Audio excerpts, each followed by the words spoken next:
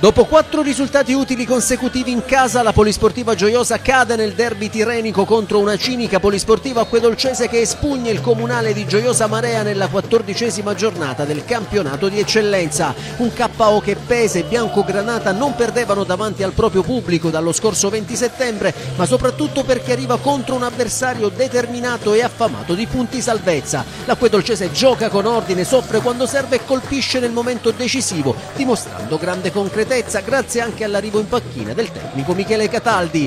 Parte forte il Gioiosa che nei primi minuti mette subito sotto pressione la difesa avversaria. Calderone è il più pericoloso, prima costringe Commisso alla parata centrale, poi dal limite sfiora il palo. I biancogranate insistono e vanno ancora vicini al vantaggio con Vignone e Foti, ma sugli sviluppi di calcio d'angolo non c'entrano lo specchio della porta. Nella ripresa il copione non cambia, il Gioiosa spinge e Muschio va 2 volte a un passo dal gol, trovando però sulla sua strada un Commisso sempre attento, decisivo anche in uscita. Quando sembra solo questione di tempo, l'Acquedolcese colpisce. Al 55esimo Barbera intercetta un passaggio di Gorobsov e con un destro preciso batte Paterniti sotto la traversa. 0-1 e grande esultanza biancoverde. Il Gioiosa non ci sta e protesta per un possibile rigore, ma l'arbitro lascia correre. Sul ribaltamento di fronte è ancora Barbera ad avere la palla del raddoppio, ma Paterniti gli chiude lo specchio grazie ad una uscita provvidenziale. Nel finale assalto totale dei padroni di casa, Muschio spreca da buona posizione,